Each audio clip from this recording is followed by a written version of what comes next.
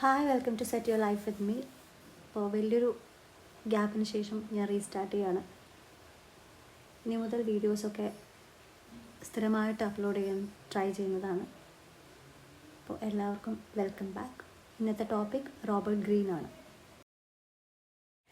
Robert Greene, the Elizabethan playwright, was born around 1558 in Norwich and died in the year 1592 in London. He was one of the first professional writers in England and among the earliest autobiographers. ഇടയിലും ഇംഗ്ലണ്ടിലെ ആ ഒരു ടൈമിൽ റൈറ്റേഴ്സിൻ്റെ ഇടയിലും one of the first professional writers ആയിരുന്നു Robert Greene. He attended Cambridge University and he was earning his living entirely through his pen, and his works offer a vivid window into the culture and concerns of late 16th century England.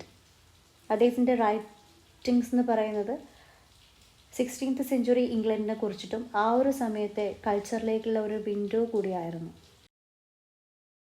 Greene was a famous Elizabethan dramatist and pamphleteer. After publishing 25 prose works, he became England's first celebrity author. 25 prose works ഒക്കെ publish ചെയ്ത് കഴിയുമ്പോഴേക്ക് green became England's first celebrity author.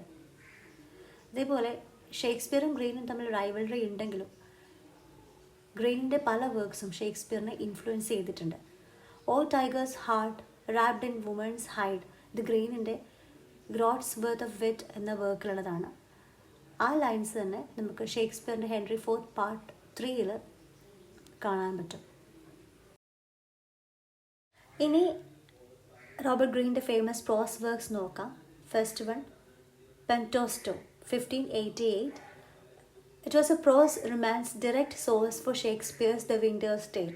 The Winter's Taleൻ്റെ ഒരു source എന്ന് പറയുന്നത് Pandosto ആയിരുന്നു ഗ്രീനിൻ്റെ. Second work, Greene's A Groat's Worth of Wit, 1592. It was a posthumous work that contains first printed reference to Shakespeare, criticizing him as an upstart crow. An upstart crow beautified with our feathers. ഈ ഒരു വർക്കിൽ Greene ഷേക്സ്പിയറിനെ criticise ചെയ്യുന്നുണ്ട് and he referred to Shakespeare as an upstart crow beautified with our feathers. Here upstart implies someone of low status who has risen suddenly. അതായത് പെട്ടെന്ന് ഉയർന്നു വന്ന law status ഉള്ള ആളുകളെയാണ് അപ്സ്റ്റാർട്ട്, അങ്ങനെ അപ്സ്റ്റാർട്ട് എന്ന് സൂചിപ്പിക്കുന്നത്. സോ ഹിയർ ഗ്രീൻ ഷേക്സ്പിയറിനെ അപ്സ്റ്റാർട്ട് ക്രോ എന്ന് വിളിക്കുന്നുണ്ട്. Crow suggest a noisy unoriginal bird hardly flattering.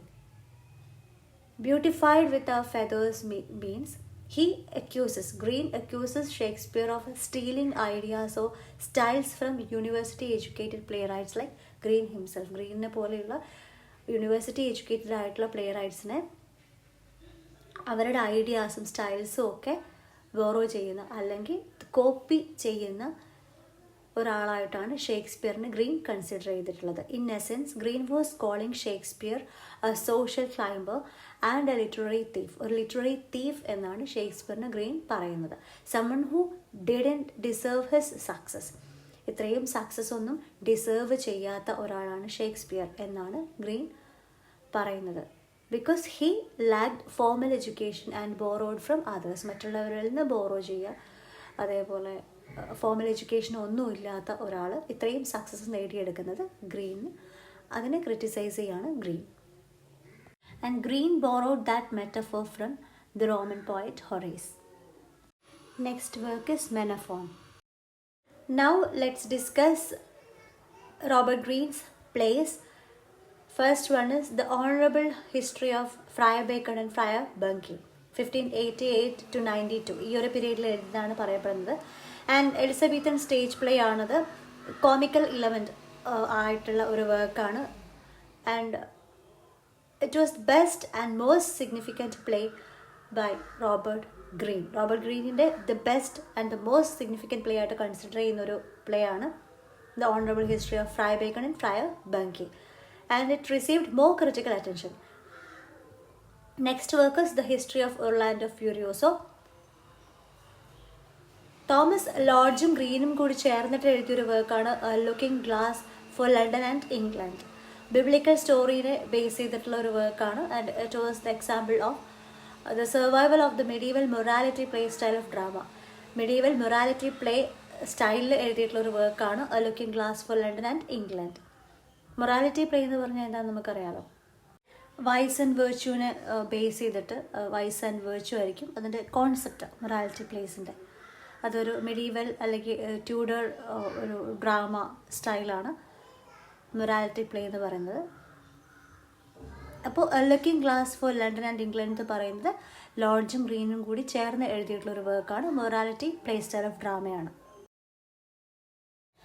The Scottish History of James IV and the Comical History of Alphonsus, King of Aragon. ഇത് രണ്ടും നോട്ടബിൾ വർക്ക്സ് ആണ് by Robert grain.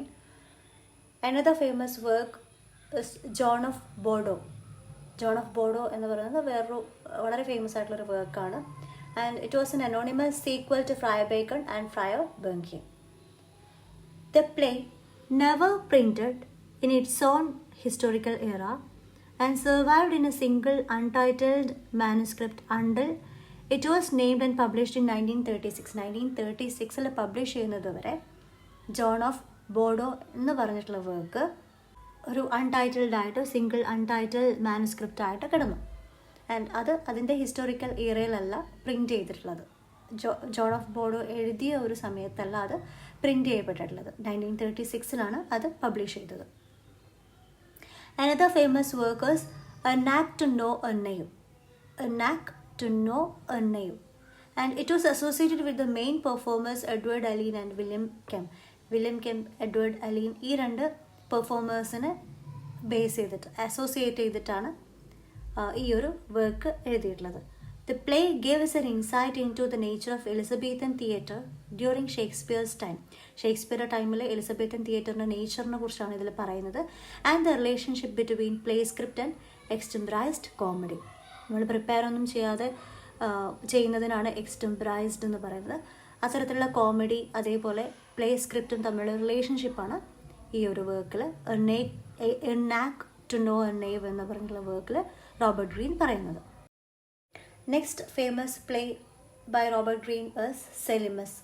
The full name is The Tragedy of Selimus, sometime Emperor of the Turks, and it is a dramatic tragedy by Robert Greene, and it's an example of a Turk play which became a popular dramatic subject during the English Renaissance. English Renaissance period ഒരു popular dramatic subject ആയിരുന്നു ടർക്ക് play എന്ന് പറയുന്നത്. And it's an example of ടർക്ക് play.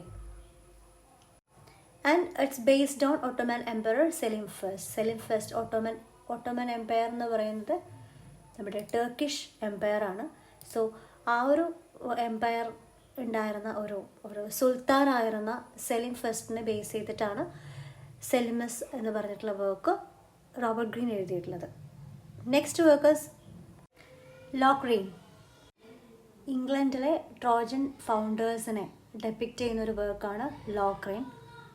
And it presents a cluster of complex and unresolved problems for scholars of English Renaissance theatre. English Renaissance theatreലെ cluster of complex and unresolved problemsനെയാണ് scholars face ചെയ്യുന്ന പ്രോബ്ലംസിനെയാണ് Locrine describe ചെയ്യുന്നത്. William Shakespeare, Christopher Marlowe, Ben ജോൺസനെ പോലെയുള്ള famous ആയിട്ടുള്ള play rights ആണ് ഈ ഒരു ഇംഗ്ലീഷ് റിനൈസൻസ് തിയേറ്ററിൽ ഉള്ളത്. ഇതോടുകൂടി റോബർട്ട് ഗ്രീൻ എന്നുള്ള ടോപ്പിക്ക് തീരുകയാണ്. അപ്പോൾ നെക്സ്റ്റ് ക്ലാസ്സിൽ വേറൊരു വീഡിയോ ആയിട്ട് വരാം. Thank you.